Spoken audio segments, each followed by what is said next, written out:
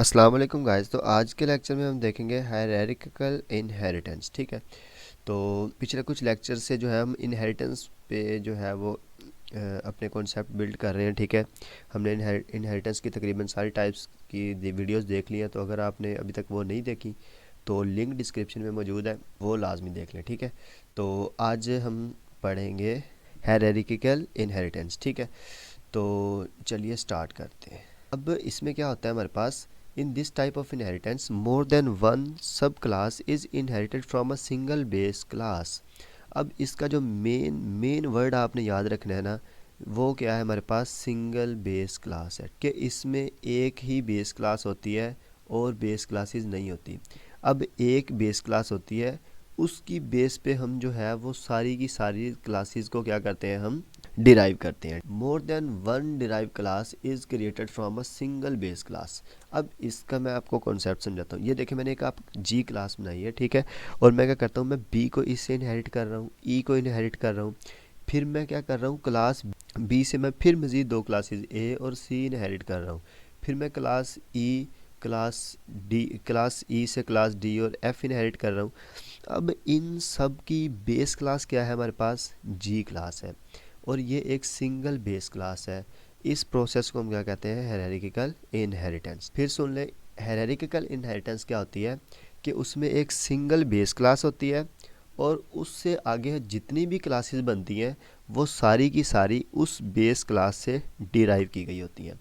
Let's suppose आप कोई software बना रहे हैं। ठीक है, या फिर आप कोई मतलब एक एग्जांपल ले लें, आप एक कार का आपका शोरूम बना रहे हैं। ठीक है, या आप एक कार बिल्ड कर रहे हैं, तो एक ऐसी क्लास है जिसके अंदर सारे का सारा मटेरियल मौजूद है। तो आपने क्या करना है, आपने 100 कार्स बनानी है। तो आप 100 की 100 कार्स बनाने के लिए मटेरियल उस एक ही क्लास से लेंगे। ठीक है, उस एक क्लास के अंदर हर चीज़ पड़ी हुई है। तो ये हमारे पास है हायरार्किकल इनहेरिटेंस का कॉन्सेप्ट। अब हम C++ में इसकी इम्प्लीमेंटेशन करते हैं।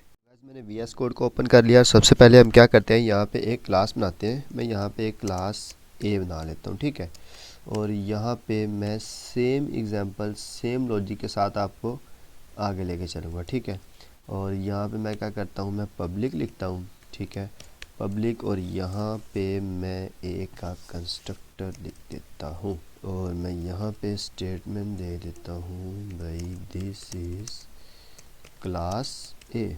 और यहाँ पे मैं क्या कर देता हूँ, एक एंडल स्टेटमेंट लगा देता हूँ। अब ऐसे ही मैं क्या कर देता हूँ, मैं इस क्लास को कॉपी करता हूँ और यहाँ पे मैं पेस्ट करता रहता हूँ, और यहाँ पे यहाँ पे यहाँ पे, और ये हमारे पास क्या होगी, ए।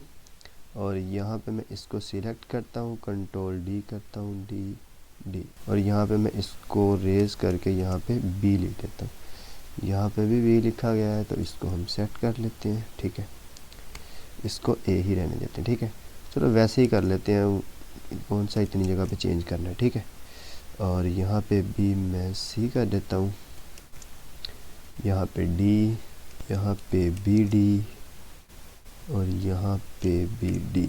क्योंकि हमने हायरार्किकल इनहेरिटेंस पढ़नी है तो उसमें जो है हमें ज़्यादा क्लासेस की ज़रूरत पड़ेगी, तो इसलिए जो है हमें ज़्यादा से ज़्यादा क्लासेस बनानी है। और यहाँ पे आ गया हमारे पास ई, और लें जी वेट इज़ ओवर। तो ये हमारे पास क्या बन गई, एफ़ क्लास बन गई। अब देखिए, मैं सिंपल अगर बनाऊंगा ना किसी भी क्लास का फंक्शन एफ़, और मैं यहाँ पे एफ़ एक ऑब्जेक्ट बना देता हूँ। ठीक है, मैं प्रोग्राम को रन करूँगा तो ये अंडरस्टूड सी बात है, हमारे पास एस का कंस्ट्रक्टर कॉल हो जाएगा। वो क्या रहेगा, दिस इज़ क्लास एफ़। ठीक है, दिस इज़ क्लास एफ़। तो मतलब ये हमारे पास एक सिंपल चीज़ है। अब मैं क्या करता हूँ, मैं ना आपको समझाना चाहता हूँ हायरार्किकल इनहेरिटेंस। अब हायरार्किकल इनहेरिटेंस में क्या होता है कि ये जो एक क्लास है ना, ये बेस क्लास है। कोई ऐसी क्लास नहीं होगी जिसके अंदर ए का कंस्ट्रक्टर कॉल ना हो। कोई भी ऐसी क्लास नहीं होगी जिसके अंदर ए का फीचर ना हो। ठीक है, अब मैं क्या कर देता हूँ, मैं ना यहाँ पे जैसे लिख देता हूँ क्लास, और मैं यहाँ पे लिख देता हूँ पब्लिक। ठीक है, पब्लिक में लिखता हूँ इसको ए। ठीक है, अब मैं इसको लिख दिया मैंने पब्लिक ए। अच्छा, मैं ना यहाँ पे पहले मैं पब्लिक ए लिख देता हूँ। ठीक है, उसके बाद मैं ना आपको समझाता हूँ। अब यहाँ मैं लिख देता हूँ इसको पब्लिक बी। अब मैं क्या कर देता हूँ, मैं ना सी का कंस्ट्रक्टर कॉल करता हूँ, सी, और यहाँ पे मैं इसका ऑब्जेक्ट बना देता हूँ। ठीक है, इसको मैं फ़िलहाल के लिए रेज कर देता हूँ। जब मैं इसको रन करूँगा ना तो हमारे पास ये अंडरस्टूड सी बात है। यहाँ पे क्या मसला बन गया है जी, incomplete type is not allowed. तो चलते हैं और देखते हैं। ओह सॉरी, यहाँ पे जो है ना हमने सेमी कॉलन लगाना था। कंट्रोल एस से सेव करते हैं और अब प्रोग्राम को हम रन करते हैं। तो देखें, जब मैंने क्या किया, मैंने सी का ऑब्जेक्ट बनाया, ठीक है।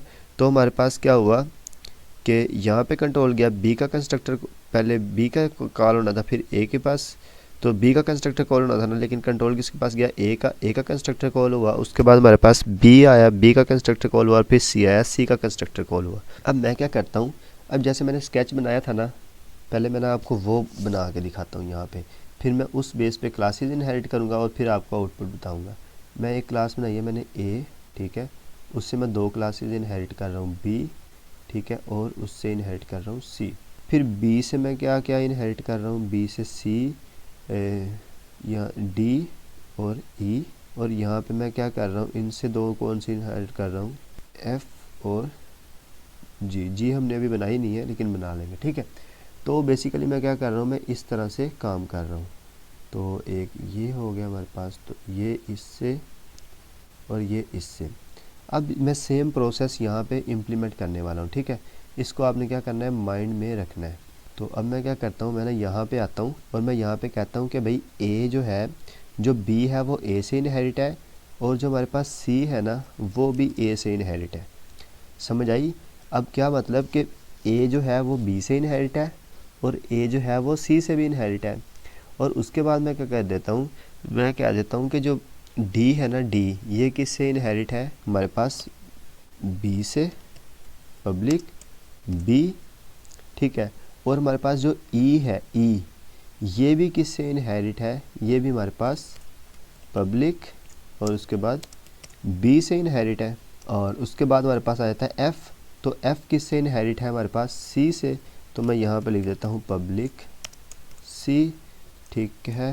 और यहाँ पे मैं एक और क्लास बनाता हूँ, ठीक है, और यहाँ पे इसको पेस्ट कर देते हैं और यहाँ पे मैं लिख देता हूँ इसका नाम जी, और जी भी किससे इनहेरिट है, सी से। और यहाँ पे बी जी करना पड़ेगा, ऊपर बड़ा जी लिखना पड़ेगा, और यहाँ पे बी जी लिखना पड़ेगा, ठीक है।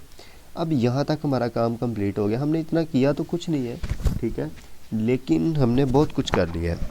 अब देखें, अब यहाँ पे हमने सेम, मैंने यही अप्रोच यूज़ किया, आपने सिर्फ अंडरस्टैंड करना है। मैंने क्या किया है, मैंने यहाँ पे एक क्लास बनाई है। मैंने क्या कहा, मैंने कहा एक हमारे पास बेस क्लास है, ठीक है। अब बेस क्लास ये नहीं भी हो सकती, कोई इशू नहीं है, लेकिन हायरार्किकल इनहेरिटेंस में हमने क्या करना है कि बेस क्लास एक ही रखनी है।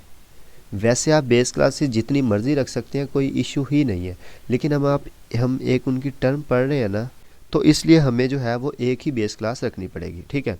तो अब यहाँ पे क्या हुआ है कि हमने बी को ए से इनहेरिट किया है, ठीक है, उसके बाद सी को भी ए से इनहेरिट किया है। अब बी से कौन कौन सी क्लासेस इनहेरिट हुई हैं, डी और ई।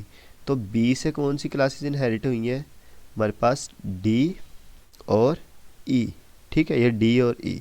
और सी से कौन कौन सी हुई हैं, ई, जी और एफ, ठीक है, ये दोनों। अब यहाँ पे ना काम क्या हुआ है कि जब मैं करूँगा ना, अब मैं बनाता हूँ डी, और डी जो है ना हमें पूरे का पूरा पाथ बता देगा। कैसे बताएगा, पहले कंस्ट्रक्टर कॉल करेगा भाई ए का, फिर बी का, फिर डी का कॉल करेगा। तो अब देखें, पहले ए का, फिर बी का, फिर डी का। अब इसका मतलब क्या है, उसने कहा कि भाई मैं इधर से स्टार्ट हुआ हूँ ए से, ठीक है, फिर मैं बी पे आया, फिर मैं डी पे आया। समझ आई? अब मैं यहाँ पे अगर लिख देता ना ऑब्जेक्ट ई का, तो अब हमें फिर ये बताएगा कि मैंने क्या किया। सबसे पहले मैं कहाँ पे आया, ए पे, फिर बी पे, फिर ई पे आया, ठीक है। अब अगर मैं लिख देता ना जी, ठीक है, यहाँ पे मैं जी का ऑब्जेक्ट बना देता हूँ, तो क्या हुआ हमारे पास, सबसे पहले ए सी और फिर ए सी और फिर जी, ठीक है। तो ये बता रहा है ये कि हमारे पास बेस क्लास जो है वो सबकी एक ही है। अब ये आपको तो पता चल गया होगा ना कि वर्किंग किस तरह हो रही है। मैं आपको एक दफ़ा फिर रिपीट कर देता हूँ। पिछले लेक्चर में ये चीज़ ना मैंने जो है वो बहुत डिटेल से बताई हुई है।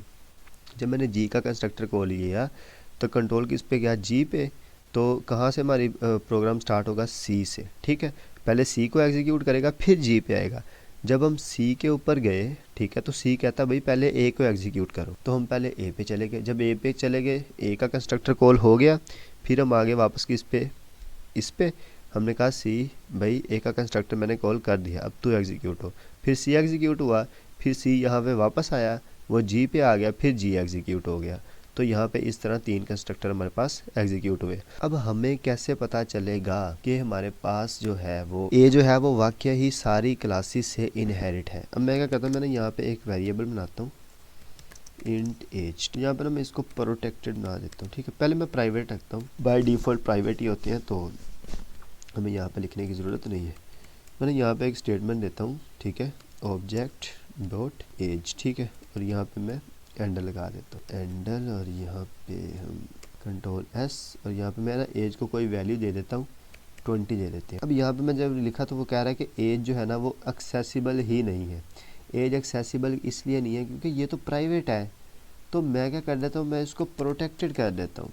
प्रोटेक्टेड का क्या मतलब है कि ये इनहेरिट हो सकती है, लेकिन ये क्या नहीं हो सकती, हमारे पास आउटसाइड दी क्लास जो है ना वो किसी ऑब्जेक्ट के बगैर जो है ना ये नहीं आ सकती। अब मैं क्या करता हूँ, ठीक है, मैं यहाँ से इसको कट करता हूँ, कंट्रोल एक्स, और मैं इसको ले जाता हूँ यहाँ पे जी के अंदर, ठीक है, यहाँ पे मैं जी के अंदर, और मैं इसको पेस्ट करता हूँ ना, जब बेशक मैं ये ऑब्जेक्ट ना भी लिखूँ तो ये हमें एरर नहीं देगा, ठीक है।